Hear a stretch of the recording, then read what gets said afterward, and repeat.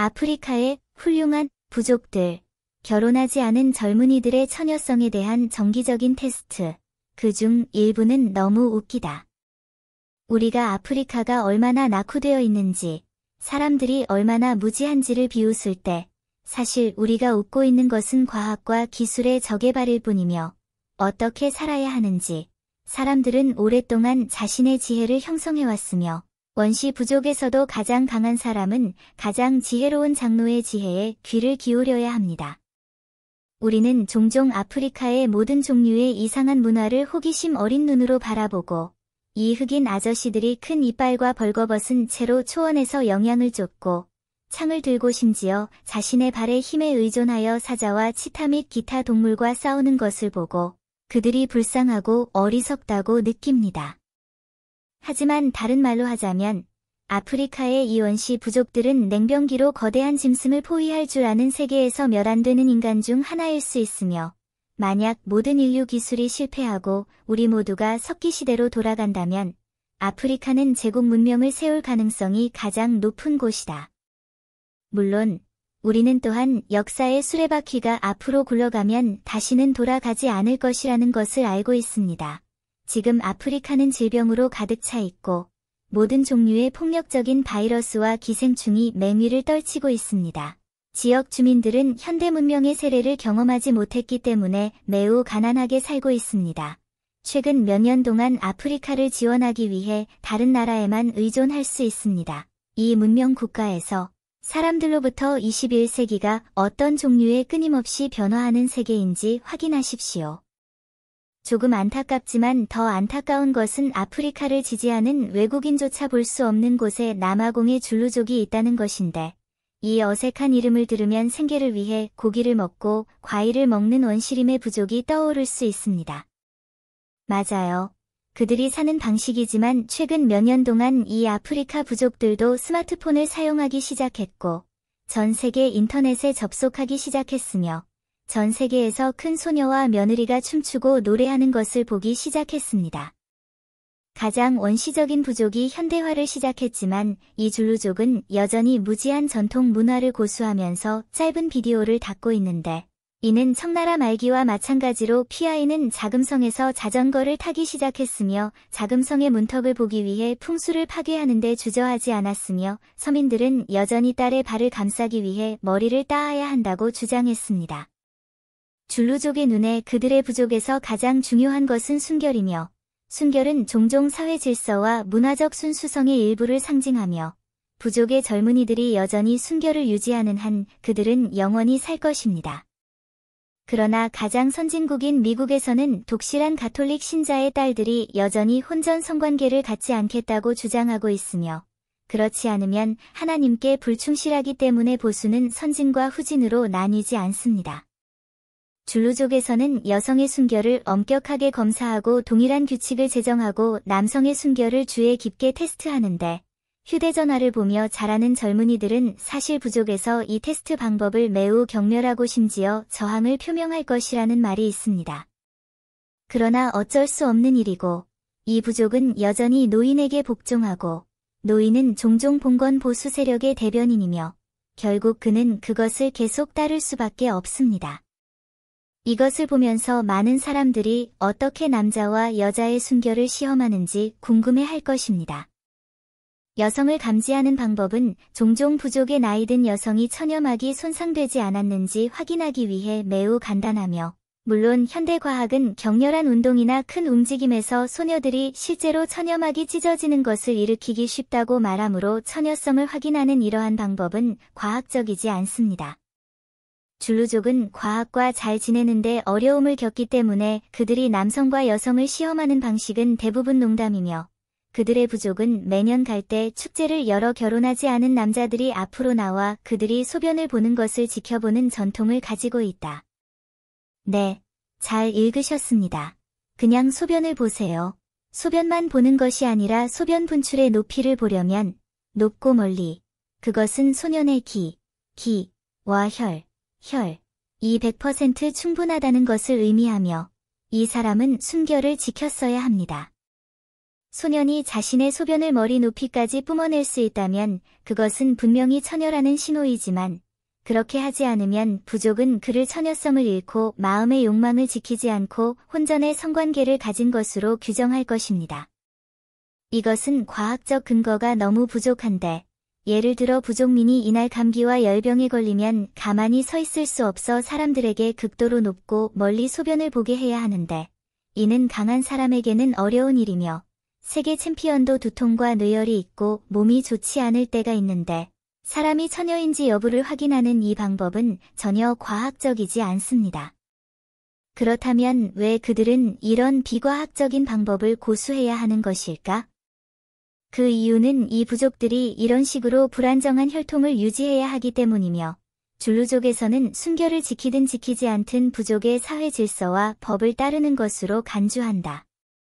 이것은 줄루족의 복종 테스트로 순결을 지키는 한 순결한 척하더라도 그들은 여전히 부족 장로들의 말을 듣고 있으며 족장의 지도력에 기꺼이 복종할 의향이 있음을 의미하며 이는 장로들에게 그들의 힘이 여전히 존재한다는 것을 느끼게 할 것이며 그들은 또한 이 배로 선원들을 멀리 이끌 수 있습니다.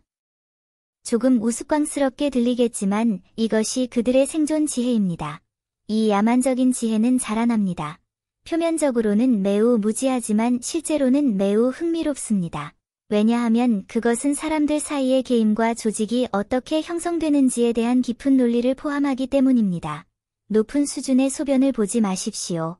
그 소년들은 높은 소변을 위해 소변을 참고 심지어 테스트를 통과하기 위해 큰 보충제를 먹습니다. 이것은 권력에 대한 복종의 상징입니다. 물론 최근 몇 년 동안에는 아프리카에서도 에이즈가 만연해 있으며 이 병은 주로 성행위를 통해 전염되며 순결을 유지하는 것이 그 부족 사람들의 생활에 더 도움이 됩니다. 이제 점점 더 많은 줄루 사람들이 이러한 규칙에 반항하고 이것이 개인의 자유에 대한 제약이라고 느끼고 있다고 느끼지만 줄루왕은 이 순결 검사법을 시행해야 한다고 주장하고 있으며 이 시점에서 그들은 오랫동안 순결 검사를 논의하지 않고 있지만 왕권과 시민권 사이의 투쟁, 줄루왕의 견해에 따르면 이것은 수백 년 전에 그가 학살을 명령했다면 가장 낮은 반란이지만 현대 사회에서는 할 수 없습니다. 앞으로 줄루족은 이 이상한 규칙을 확실히 취소할 것이며 외국인을 여행으로 끌어들이고 외국인에게 전통 문화를 보여주고 달러와 인민폐 꽃을 벌기 위한 일종의 기념 행사가 될 것이며 사람들은 그것을 진지하게 받아들이지 않지만 지금은 아직 갈 길이 멀고 결국 바꾸고 싶다면 하룻밤 사이에 되는 일이 아닙니다.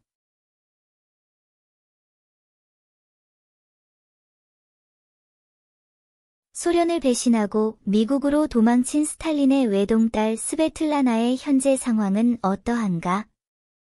모든 아버지는 딸을 보물로 취급하고 천국으로 데려갈 수 있었는데 스탈린도 그 중 하나였다. 스탈린이 가장 사랑하는 사람이 있다면 그의 늙은 딸인 스베틀라나가 아닐까 싶다. 스베틀라나는 스탈린이 유일하게 사랑하는 딸인데 왜 스베틀라나는 결국 소련을 배신하고 미국으로 도망가는가? 딸은 자라면서 아버지와 점점 멀어졌다. 사실 스베틀라나는 주로 아버지와 양육과 관련하여 미국으로 도망쳐 소련을 배신하기로 선택할 것입니다. 1926년 스탈린이 47세였을 때 스베틀라나가 태어났는데 스베틀라나가 스탈린의 외동딸이었기 때문에 스탈린이 직접 그녀에게 시적인 이름을 지어주었다. 스베틀라나의 어머니는 스탈린의 두 번째 부인인 나데즈다 알릴루에바였다. 스베틀라나가 6살 때 나데즈다가 사망했다. 그녀의 죽음은 항상 미스터리였으며 소련은 그녀가 복막염으로 사망했다고 공식 발표했습니다. 당시 스베틀라나는 어렸고 죽음에 대해 전혀 몰랐으며 어머니의 사망 소식을 듣고 망연자실했다. 스베틀라나가 나이가 들면서 어머니의 죽음에 대한 소문이 커졌고 스베틀라나의 눈에는 어머니가 아버지 스탈린에게 살해당한 것처럼 보였다. 이것이 스베틀라나가 아버지와 소원하게 자란 이유 중 하나이기도 하다. 스베틀라나는 어렸을 때부터 어머니를 여의었기 때문에 지난 몇 년 동안 성장하면서 소녀 같은 고민도 많았고 전형적인 반항적인 어린 소녀이며 항상 아버지와 세 가지 견해로 대립합니다. 소비에트 연방의 내부 정치 투쟁이 격화되었을 때 스베틀라나는 많은 동급생의 부모가 체포되는 것을 보았고 그녀는 아버지에게 달려가 간청하기 시작했습니다. 처음에는 여전히 어느 정도 효과적이었고 시간이 지남에 따라 스탈린은 그것에 실증이 났고 심지어 매우 화가 났습니다. 그 순간부터 스베틀라나는 아버지가 다른 사람들의 삶과 죽음을 통제할 권리가 있다는 것을 알았습니다. 간청이 소용이 없었기 때문에 아버지와 딸 사이의 모순은 점점 더 깊어졌다. 아버지는 자신의 생활에 심하게 간섭하였다. 때로는 지푸라기 하나가 낙타를 깔아뭉갤 수 있습니다. 스베틀라나가 아버지와 사이가 틀어지게 된 것은 스탈린이 스베틀라나의 개인적인 감정적 삶에 심각하게 간섭한 것이었다. 스베틀라나는 16살 때 40대의 알렉세이 카플러 감독과 사랑에 빠졌다. 이 사실을 알게 된 스탈린은 강력히 반대했고 불운한 케플러는 영국 스파이라는 누명을 쓰고 북극의 도시 보르쿠타로 추방되었다. 이듬해 스베틀라나가 17세가 되었을 때 그녀는 모로조프를 다시 만났고 그가 유태인이었기 때문에 스탈린은 두 사람이 서둘러 결혼하기로 결정했음에도 불구하고 그들의 결혼을 인정하지 않았다. 속담에 있듯이 훌륭하고 축복받지 못한 결혼 생활은 결국 불행합니다. 아버지가 이 결혼을 승인하지 않았기 때문에 스베틀라나는 결국 이혼할 수밖에 없었고 스탈린의 명령에 따라 사랑하지 않는 사람과 결혼했습니다. 아버지가 돌아가시고 성을 바꾸고 특권을 누리던 삶을 포기하고 미국으로 갔습니다. 그녀의 연애 생활은 아버지의 심각한 간섭을 받았고 이로 인해 스베틀라나는 점점 더 아버지에게 냉담해졌고 스탈린이 죽었을 때 흐루시초프가 권력을 잡았지만 스베틀라나는 부끄러움을 느끼지 않고 여전히 특권을 누릴 수 있었지만 성을 바꾸고 어머니의 성을 따랐습니다. 소련을 떠나 인도 주재 미국 대사관에 다녀온 후 미국과 소련이 패권을 놓고 경쟁하는 특별한 시기였다는 것을 알아야 하며 스탈린의 딸이 소련으로 망명한 것을 알게 된 미국인들은 소련이 딸을 방해할 것을 걱정하여 그녀를 데리러 갈 수 있도록 특별 비행기를 마련했습니다. 그렇게 스베틀라나는 새로운 삶을 시작했다. 1978년 스베틀라나는 미국 시민권을 취득하고 미국 시민이 되었지만 이 경우에도 스베틀라나는 실제로 자유를 얻지 못했고 미국에서 스베틀라나의 모든 움직임도 감시되기 때문에 한 케이지에서 다른 케이지로 뛰어올랐습니다. 말년에 스베틀라나는 아들과 딸이 차례로 죽은 후 매우 외롭고 황량했습니다. 그녀는 요양원에서 살았고 아무도 그녀가 국가의 아버지의 딸이라는 것을 몰랐고 2011년 스베틀라나는 85세의 나이로 미국에서 암으로 사망했습니다. 이 비극적인 노인은 어린 시절부터 너무 애지중지했을 수 있으며 소중히 여기지 않았으며 그런 비극적인 운명을 겪을 것입니다.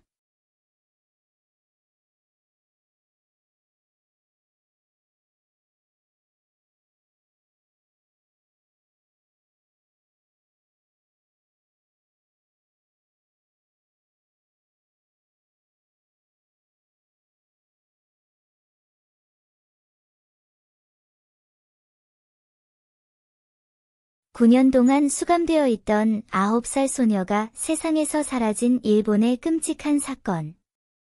오늘의 주제, 9살 소녀가 9년째 감옥에 갇혀 있고 절망은 세상에서 사라졌습니다. 9살 소녀는 4제곱미터도 안 되는 작은 다락방에 갇혀 3,364일 동안 밤낮을 시간 가는 줄 모르고 지냈다. 그녀의 인생에서 가장 평온한 세월은 이 비좁은 세상에 갇혀 있었다. 은폐의 베일이 거친 것이 우연의 일치가 아니었다면 이 재앙이 얼마나 오래 지속될지 모르겠습니다. 사건의 배경이 추적됩니다. 1990년 일본 니가타현 산조시에서 황혼의 평범한 저녁, 9세 소녀 사노는 여느 때처럼 빨간 책가방을 메고 하교길에 올랐습니다. 그러나 이 이별은 그녀와 그녀의 가족 사이에 9년간의 별거가 되었습니다. 사노 이미테이토코의 실종은 그녀의 가족을 끝없는 고통에 빠뜨렸을 뿐만 아니라 일본 사회 전체를 뒤흔들었다. 실종과 수색 1990년 11월 13일, 사노 가족은 복제품이 학교에서 돌아오기를 손꼽아 기다렸습니다. 시간은 시시각각 흘렀지만 모조품은 돌아오지 않았다. 사노 부부는 길을 따라 수색했지만 소용이 없었고, 그들은 즉시 경찰에 신고했습니다. 경찰은 초기에 100명 이상에서 300명으로 늘리는 등 신속하게 인력을 조직하고 대대적인 수색을 벌였지만 모조품의 흔적을 찾지 못했다. 경찰은 공신력을 지키기 위해 초등학생 실종 대책본부를 설치해 사노 씨 부부도 누군가 단서를 제공해 주길 바라는 마음으로 전단지를 대량으로 인쇄했다. 그러나 모조품은 마치 세상이 증발한 것처럼 흔적도 없이 사라졌다. 구조의 최적의 시기는 지나 희망이 희미해지고 있지만 사노 씨 부부와 열심인 사람들은 포기하지 않는다. 어둠 속의 포로 생활. 사람들은 모조품에 대해 걱정하는 가운데 그녀는 상상도 할 수 없는 고문을 겪고 있다. 범행 당일, 복제품은 퇴폐적인 청년 사토 노부유키, 좌등 준본,가 귀가하는 길에 납치되었다.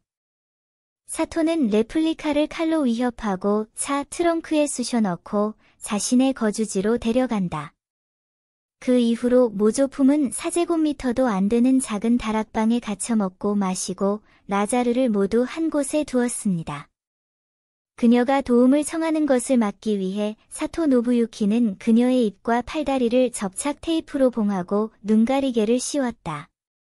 시간이 지나면서 복제동물의 음식은 평범한 식사에서 주먹밥으로 바뀌었고 결국에는 하루에 한 끼만 먹을 수 있게 되었습니다. 사토 노부유키의 만행은 그 이상이다. 그는 가짜에게 자신의 옷을 입게 하고 목욕을 시키지 못하게 하고 심지어 가위로 긴 머리를 자르기까지 했습니다. 시뮬런트들은 엄청난 육체적, 정신적 고문을 당하지만 그녀는 탈출할 기회를 찾지 못한다. 어머니의 용기와 폭로 1996년 사토 노부유키, 좌등신 정수의 어머니는 오랫동안 가정폭력에 시달렸기 때문에 가시와자키, 서화기, 보건소에 도움을 청했다. 보건소 직원은 상황을 확인한 후 사토 노부유키 씨를 병원에 보내 치료를 받았습니다. 그러나 이로 인해 사토 노부유키의 어머니에 대한 태도는 나아지지 않고 오히려 짜증이 났다. 1999년 사토의 어머니는 다시 바깥 세상으로 눈을 돌리기로 결심했다.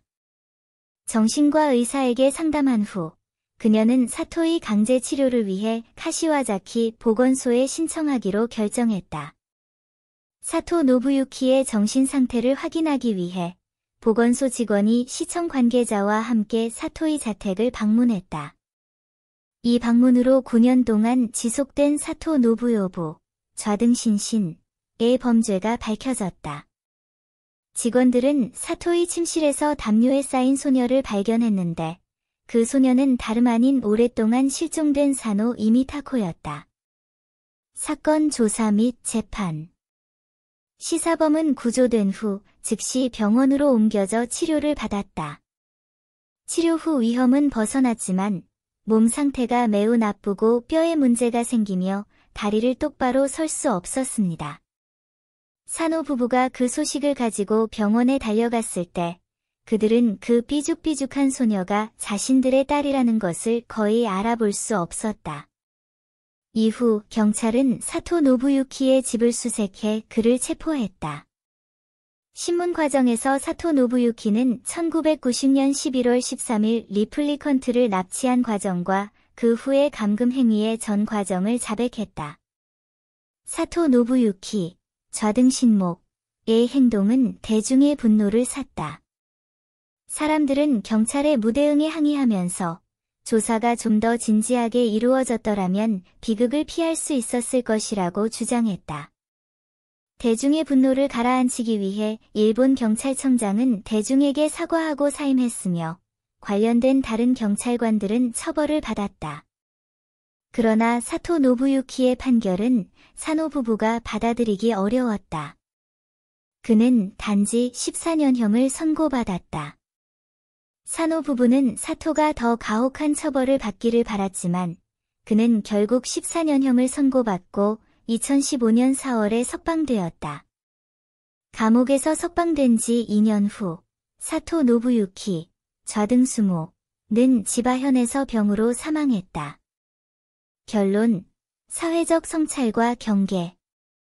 팡츠의 이야기는 많은 영화와 텔레비전 작품으로 각색되었고 그녀의 비극적인 경험은 많은 부모들에게 경각심을 불러일으켰다. 미성숙한 아이들은 모든 종류의 위험에 직면하게 될 것이며 부모는 그것을 예방하기 위해 더 주의를 기울여야 합니다. 동시에 이 사건은 사회보장, 경찰 사건 처리의 효율성, 가정폭력과 같은 문제에 대한 깊은 성찰을 촉발했습니다. 겉보기에는 평화로워 보이는 이 사회에는 아무도 모르는 어두운 구석이 많이 숨겨져 있습니다. 우리는 항상 경계하고 자기 보호에 대한 인식을 강화하고 주변 사람들의 안전과 건강에도 주의를 기울여야 합니다. 그래야만 우리는 더 안전하고 조화로운 사회 환경을 구축하기 위해 함께 일할 수 있습니다. 이것에 대해 어떻게 생각하십니까?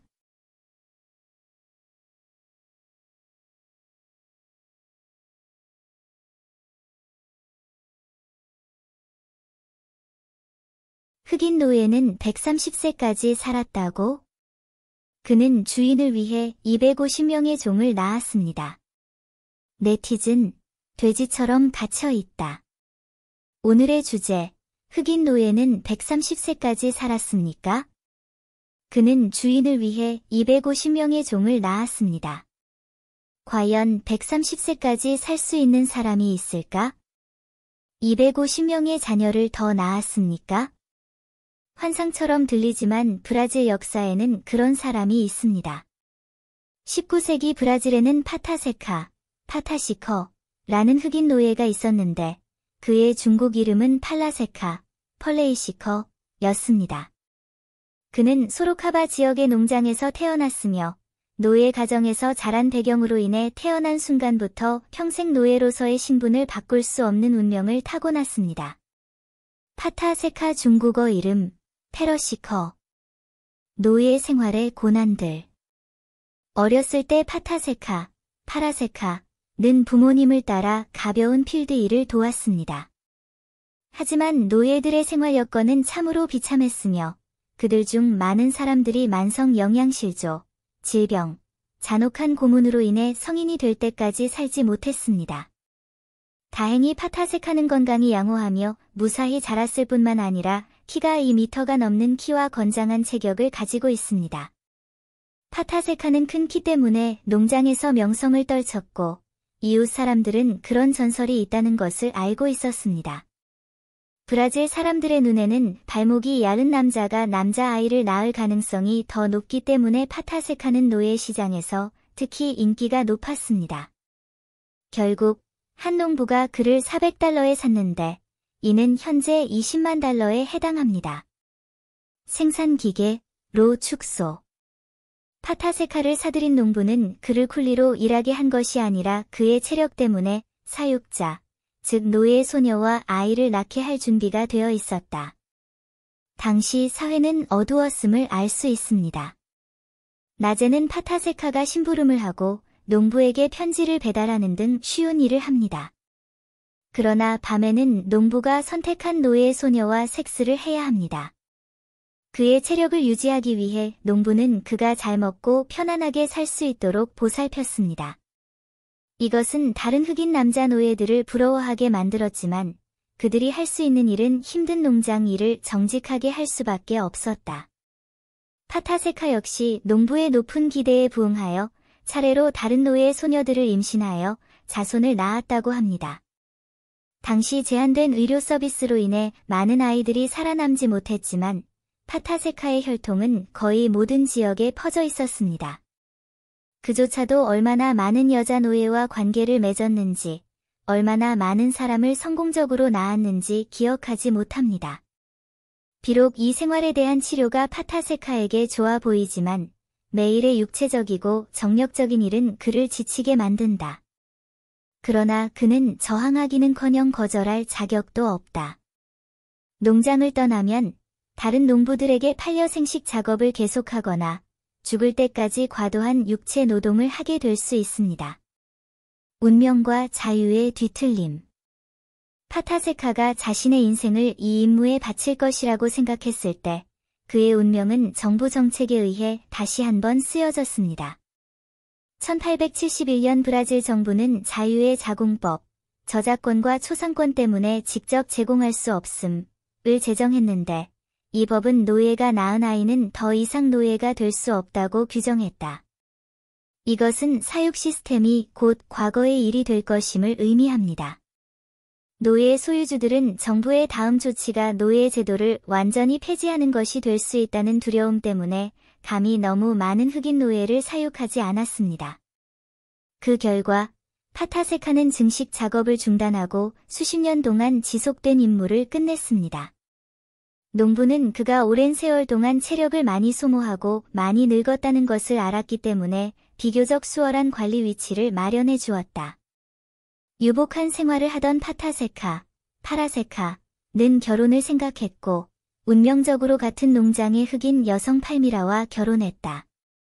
결혼 후 16명의 자녀를 낳았고 아내와 아이들이 곁에 있는 것을 보면서 파타세카는 인생에 후회가 없다고 느꼈습니다. 그러나 이 계획은 변화를 따라갈 수 없었고 1885년 브라질은 60세가 넘은 노예는 더 이상 노예의 지위를 갖지 못하도록 규정하는 60년 법을 제정했습니다. 60세의 파라세카는 법에 따라 노예의 꼬리표를 벗었습니다. 농부는 또한 그가 아내와 아이들을 돌볼 수 있도록 96.8헥타르의 땅이라는 큰 선물을 주었습니다. 이렇게 넓은 땅을 가진 파타세카는 갑자기 농부가 되었습니다. 나중의 삶과 전설이 끝나다. 불행히도 평생을 사람들에게 복종해온 파타세카와 그의 아내는 땅을 관리할 능력이 부족합니다. 가업은 잘 활용되지 못했고 그 땅은 이웃들에 의해 조금씩 잠식되었다. 비록 이것이 그에게 강한 불만을 불러일으켰지만 투쟁의 결과는 땅을 잃은 상황을 바꿀 수 없었다.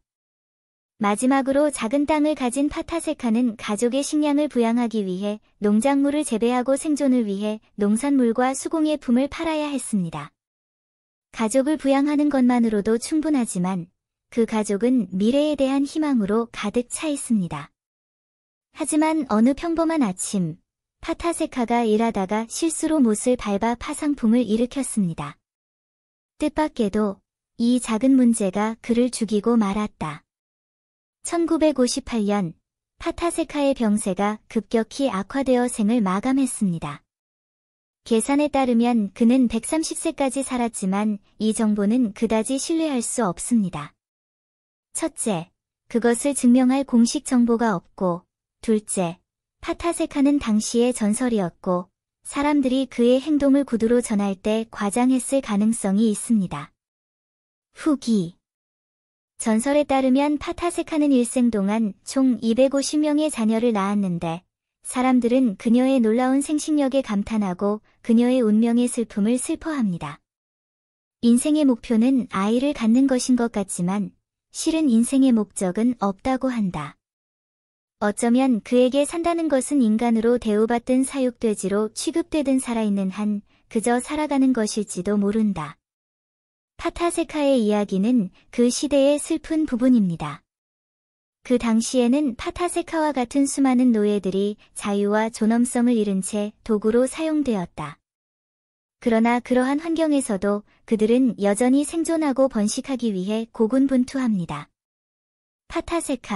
파타시커는 전형적인 작품 중 하나일 뿐이지만 그의 이야기는 그 시대 사람들의 고통과 회복력을 보여줍니다. 오늘날 노예 제도는 과거의 일이 되었습니다. 그러나 우리는 이 역사를 기억하고 현재의 자유와 평등을 소중히 여겨야 합니다. 동시에 여전히 비참한 삶을 살고 있는 사람들에게 관심을 기울여야 하며 그들에게 도움과 지원이 제공되어야 합니다. 이것에 대해 어떻게 생각하십니까?